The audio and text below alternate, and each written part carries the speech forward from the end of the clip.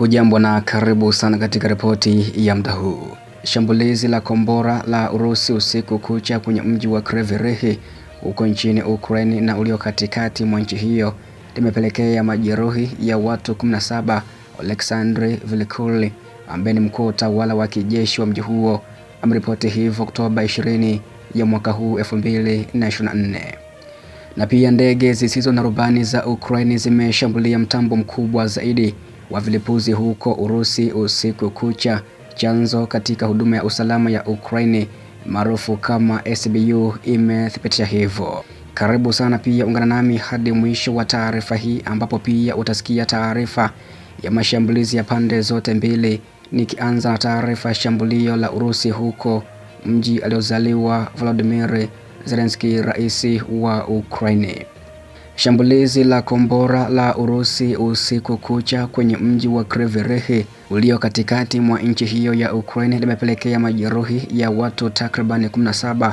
Oleksandr Vilikulin ambaye ni mkuu wa utawala wa kijeshi wa mji huo ameripoti hivyo kuhusu taarifa ya shambulizi hilo.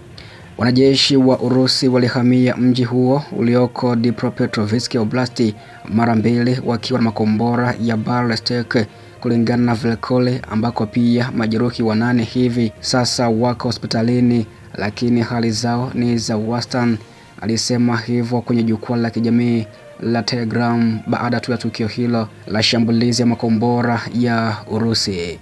Vilikulin alisema kuwa Urusi ililenga maeneo ya amani ya raia na kuharibu majengo 15, taasisi 3 za elimu, majengo 3 ya utawala, biashara 7, hoteli, malori 3 ya moto na magari takribani 20.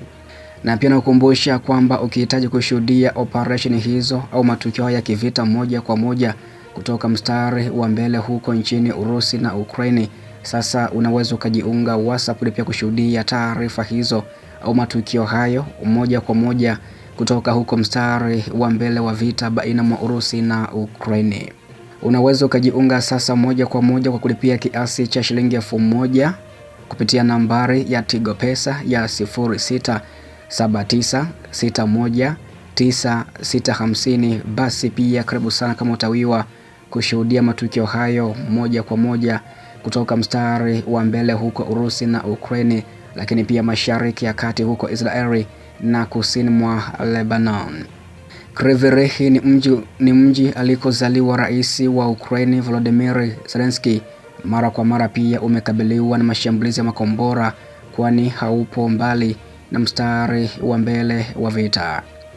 Tangu Urusi ianzisha operation zake kamili nchini Ukraine mwaka 2022, vikosi vya Moscow vimeshambulia maeneo ya kijeshi na kiraia kote nchini Ukraine kwa kutumia makombora na ndege zisizokuwa na rubani katika viunga vya nchi hiyo.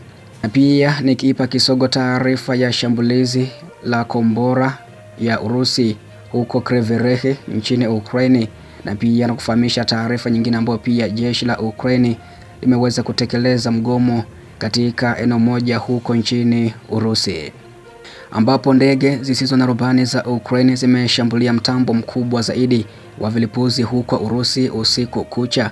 Chanzo katika huduma ya usalama ya Ukraine maarufu kama SBU imeliambia hivyo shirika la habari la Kyiv Independent kutoka huko nchini Ukraine mnamo Oktoba 7 ya mwaka 2024. Chanzo hicho kimesema ndege hizo zisizo na rubani zililenga mtambo mkubwa wa Sverdlovsk inayomilikiwa na serikali katika mji wa Dzержinski katika mkoa wa Nizhny Novgorod ulio na kilomita takriban 900 ndani ya Urusi.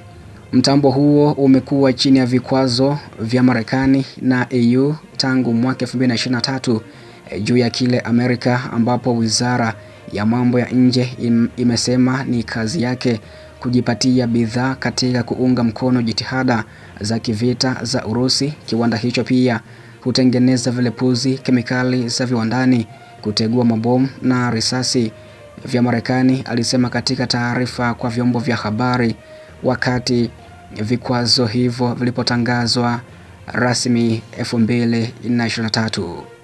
Chanzo hicho kimesema ya kwamba mtambo huo unazalisha makombora ya angani na mizinga mabomu ya angani na makombora yanayosaidia Urusi kuendelea kupigana na Ukraine.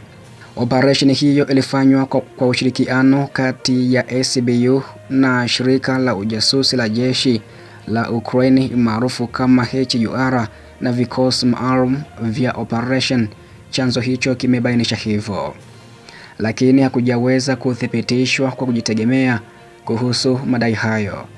Pia nje ya majeshi na nje kwenye uwanja wa vita, Ukraine imegeukia ndege zisizo na rubani zilizotengenezwa nyumbani kujaribu kutolea nje uwezo wa mapambano ya Urusi kadri iwezekanavyo kutoka mbali, kulenga vituo tata vya kijeshi vya Urusi, vituo vya ndege au vituo vya kusafisha mafuta.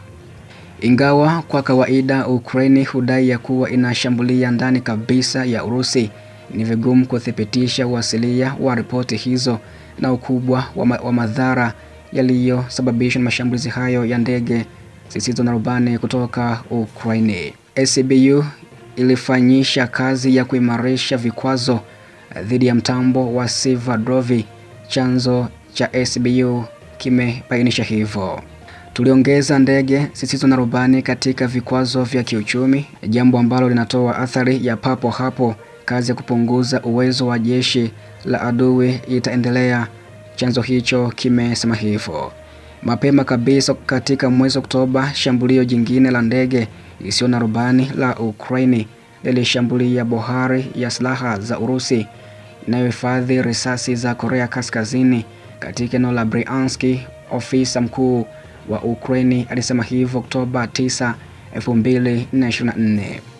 Lakini pia mnamo Septemba 2024, kanali wa Estonia wa kuitwa Kivi Sergei, mkuu wa kituo cha ujasusi cha Estonia, alisema ndege isiyo na rubani ya Ukraine pia ilishambulia bohari ya silaha nchini Urusi huko Tver Oblast na iliharibu pia mabao ya miezi miwili hadi miezi mitatu ya muungano.